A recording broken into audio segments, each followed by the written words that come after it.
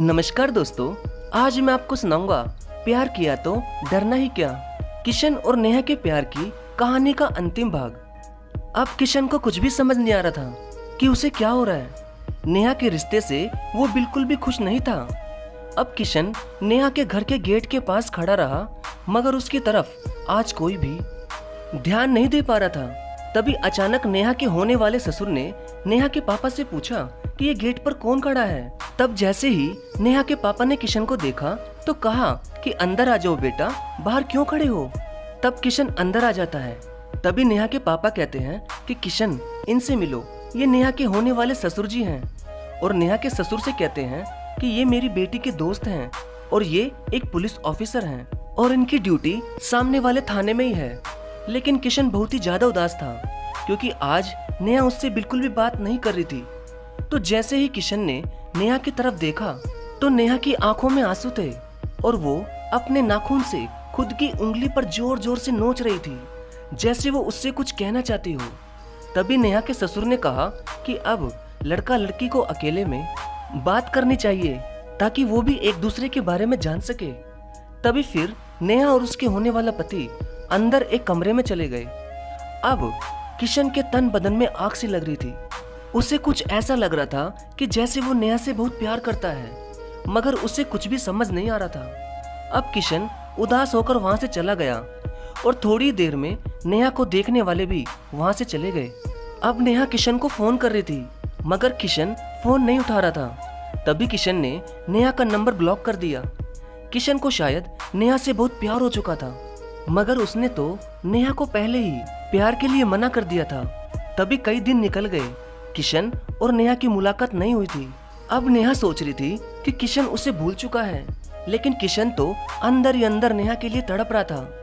तभी एक दिन नेहा को उसके होने वाले पति ने एक पार्क में बुलाया और नेहा के पापा ने भी उसे पार्क में जाने के लिए हाँ कह दिया।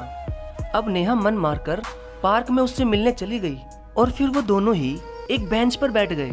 तभी अचानक किशन भी वहाँ पार्क आ गया और वो नेहा के पीछे एक पेड़ के पास जाकर खड़ा हो गया और उनकी बातें सुनने लगा।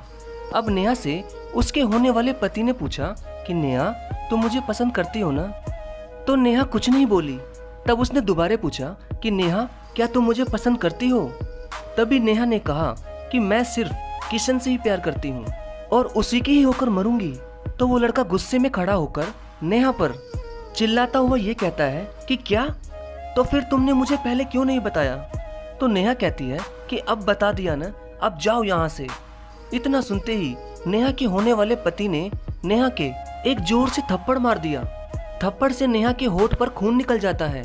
इतने में ही किशन भागता हुआ उस लड़के को पकड़कर खूब मारता है और मार मार कर उसे लाल कर देता है। तभी वो वहां से भाग जाता है।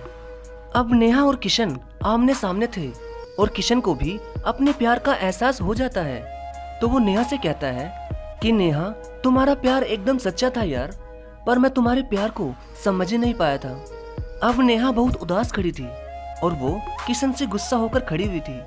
तभी किशन अपने रुमाल से नेहा के होठों का खून साफ करता है और उसे धीरे से आई लव यू कह देता है। ये सुनकर नेहा बहुत खुश हो जाती है और वो वहीं पार्क में सबके ही सामने किशन की बाहों में लिपट जाती है और किशन भी सबके ही सामने नेहा के होठ चूमने लग जाता है। तब नेहा कहती है कि किशन, यहाँ सब देख रहे हैं।